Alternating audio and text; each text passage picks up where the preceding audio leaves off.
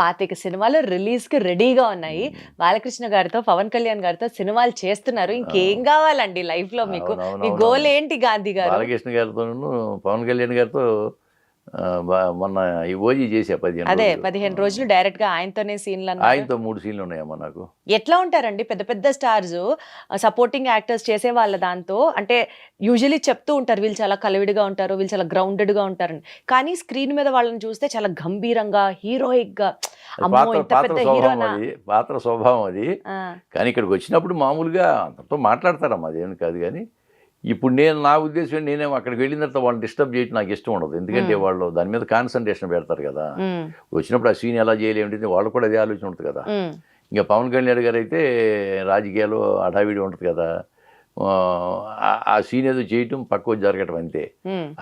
ఆయన షార్ట్ అయిపోగానే వెళ్ళి అక్కడ కూర్చుని బుక్స్ చదువుతూ ఉంటాడు.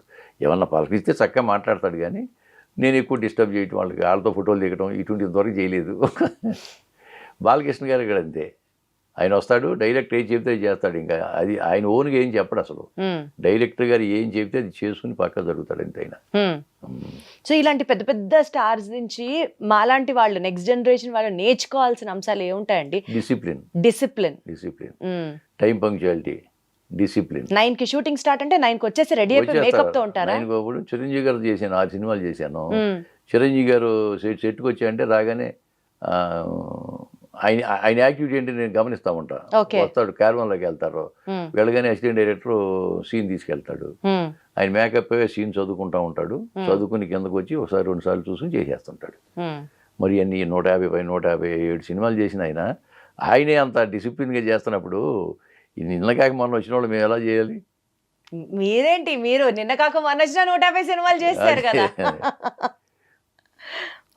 సో బేసికల్గా అండి, ఇదంతా యాక్టింగ్ అనేది డూ యూ థింక్ రియలీ ఈ జనరేషన్ యాక్టర్స్తో కనుక మీరు చూసి మాట్లాడాల్సి వస్తే, మీరు ఇప్పుడు ఆ తరం వాళ్ళని చూశారు, ఇప్పుడున్న యంగర్ జనరేషన్కి చూస్తున్నారు, ఈ జనరేషన్ ఇంకా నేర్చుకొని ఫోకస్ చేయాల్సిన అంశాలు మీ నోటీస్లో? ఏమీ లేదమ్మా.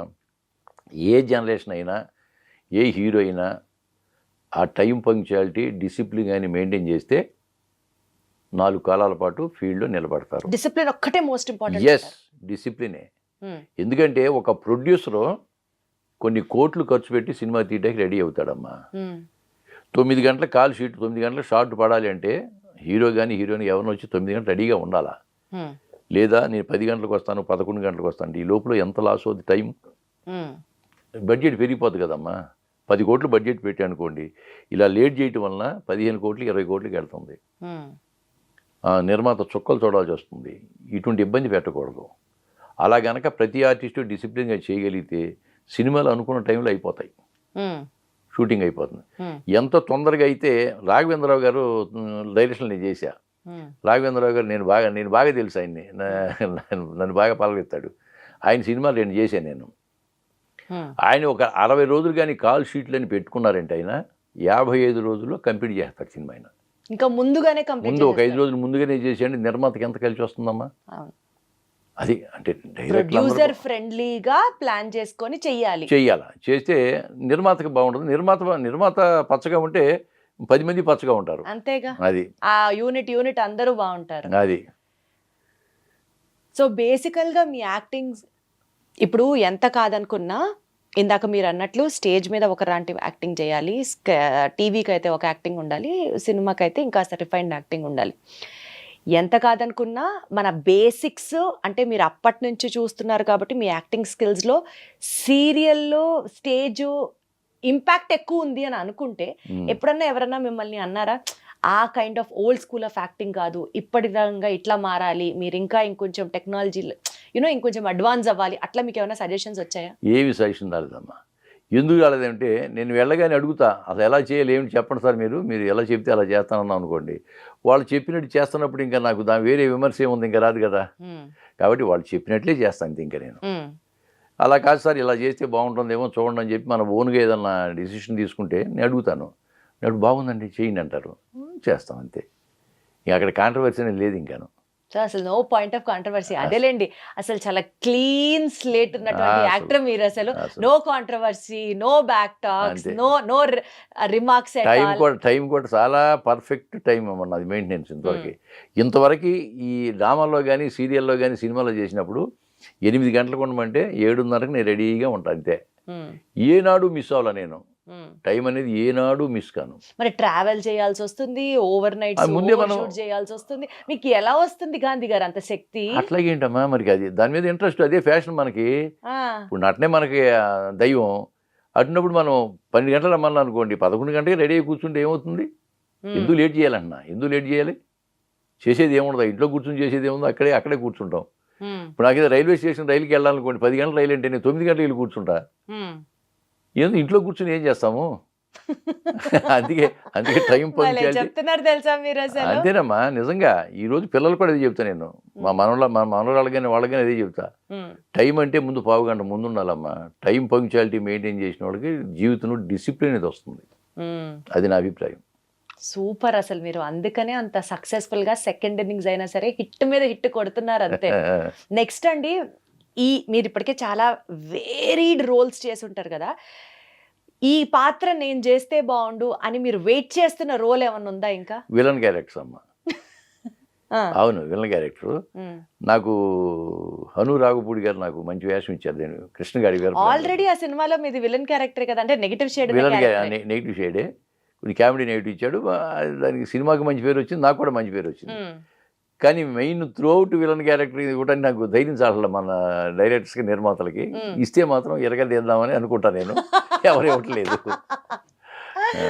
ఎప్పటికన్నా చెప్పారా ఎవరితో అయినా? మీకు బాగా చెప్తుంటా, ప్రతి ఇంటర్వ్యూలో చెప్తుంటాం, కానీ ఇంటర్వ్యూలు ఎవరు చూడడం మరి ఏమో తెలియదు. కానీ కాదు, మీరు ఆ డైరెక్టర్ని కలిసినప్పుడు వాళ్ళతో డైరెక్ట్గా ఇవ్వండి, నేను ఒక నెగిటివ్ క్యారెక్టర్ చేస్తానండి, అట్లీస్ట్ ఒక చిన్న సినిమాలో అయినా సరే, ఎప్పుడన్నా చెప్పారా మీ ఉద్దేశం? అంటున్నా అంటే నా దీంట్లో ఇచ్చారుగా, రెక్కి చూసారా మీరు?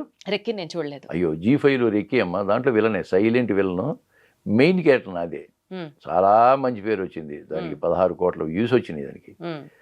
రెక్కి 2 కూడా మొదలవుతుంది. దాంట్లో అనురాధ మేడం అంటే G5 అంటే చీఫ్ కంటెంట్ ఆఫీసర్ ఆవిడ. అలాగే పోలూరి కృష్ణ గారు డైరెక్టర్. నాకు చాలా మంచి క్యారెక్టర్ ఇచ్చారు, నాకు చాలా మంచి పేరు వచ్చింది రెక్కీలో. సుమారు నెలలో 30 రోజుల్లో ఎన్ని డేస్ బిజీగా ఉంటారు గాంధీ గారు? చెప్పలేము, ఒక్కో నెలలో 20 రోజులు చేస్తామమ్మా. అసలు 10 రోజులు చేస్తేనే ఎక్కువ చేసినట్టుగా అనిపిస్తూ ఉంటుంది. బిజీ అయిపోయిన లైఫ్. 10 రోజులు, యావరేజ్ అయితే 12 రోజులు 15 రోజులు పడుతుంది. అసలు ఎలా బ్యాలెన్స్ చేస్తున్నారు ఇప్పుడు ఈ సినిమాలు తర్వాత పర్సనల్ స్పేస్, ఎలా బ్యాలెన్స్ చేస్తున్నారు? పర్సనల్ ఏముందమ్మా, పొద్దున్న లేవగానే వాకింగ్ చేస్తాం 1 గంట. ఫ్రెండ్స్ ఉన్నారు ఒక 30 మంది. నేను ఉండేది మోతీనగర్. ఆ పార్కులో మార్నింగే తిరుగుతూ ఉంటాం సరదాగాను. షూటింగ్ ఉంటేనేమో షూటింగ్ వచ్చేస్తూ ఉంటాం. మళ్ళీ ఎప్పుడు డబ్బింగ్ ఏమో డబ్బింగ్ వేరటం. అదే పని, ఇంకా వేరే పని ఏం లేదు, నాకు వేరే అవకాశమే లేదు ఇంకాను. కాబట్టి నాకేం ప్రాబ్లం ఉండదు నాకు. సో స్పెషల్ గా మీరు కూడా ఏమన్నా ఈ ఫుడ్ తింటే స్కిన్ మెరుస్తుంది, ఈ జ్యూస్ తాగితే ఇంకా హెల్దీగా ఉండవు అలాంటివి? ఏమీ లేదు, మామూలు ఫుడ్ తీసుకోవటమే. మామూలు అందరిలా మేము తినేలాగా కూర పప్పు. అవును, ఇప్పుడు ఎందుకంటే నేను వేసే క్యారెక్టర్ మెరవకూడదు, మామూలుగా రఫ్గా ఉండాలి. అది ఎంత రఫ్గా, నేను మేకప్ కూడా వేసుకుని, నేను అసలు మేకప్ కూడా నో మేకప్. నేను 150 సినిమాల్లో 5-6 సినిమాల్లో కూడా మేకప్ కూడా డల్ చేశారు తప్పితే షైన్ అనేది ఉండదు. మామూలుగా ఎత్తోటి మేకప్ నేను చేస్తూ ఉంటాను. ఎందుకు, దానికన్నా స్పెషల్ రీజన్ ఉందా? ఏమి లేదు, యాజ్ టీజ్గా చేస్తే తప్పే ఉందమ్మా. మేకప్ వేస్తే ఇంకాస్త బాగుంటారేమో. ఏం లేదు, బాగోకూడదనేగా. అన్ని బాగోని క్యారెక్టర్లే కదా నాకు వచ్చేవన్నీ. Okay, super. సో రీసెంట్ గా మీరు చేసిన రోల్స్ లో మీ మనసుకి బాగా క్లోజ్ అయినటువంటి క్యారెక్టర్ ఏంటి? ఈ మధ్య కాలంలో చేసింది మాత్రం ఇదేనమ్మా, ఈ వీడే మన వారసుడు అని. దాంట్లో తాత మనవడిది సెంటిమెంట్, చాలా సెంటిమెంట్. దాంట్లో ఒక మంచి సాంగ్ కూడా నా మీద, తాత మనవడి మీద ఒక సాంగ్ కూడా ఉంది. అలాగే కలివనం కూడా మెయిన్ క్యారెక్టర్ నాది, అద్భుతమైన క్యారెక్టరు. ఆ కలివనం ఎన్విరాన్మెంట్ని తీశారు అడవుల మీద, మెయిన్ క్యారెక్టర్ నాదే. రాజనరేంద్ర గారిని ఆయన మంచి వేషం ఇచ్చారు. కళామ తల్లి కరుణిస్తే కనుక నెక్స్ట్ ఇయర్ దానికి అవార్డులు పంట రావాలి. అందులో నాకు కూడా అవార్డు వస్తుందని ఎక్స్పెక్ట్ చేస్తున్నాం. ఈ తర్వాత భగవంతుడు దయ కానీ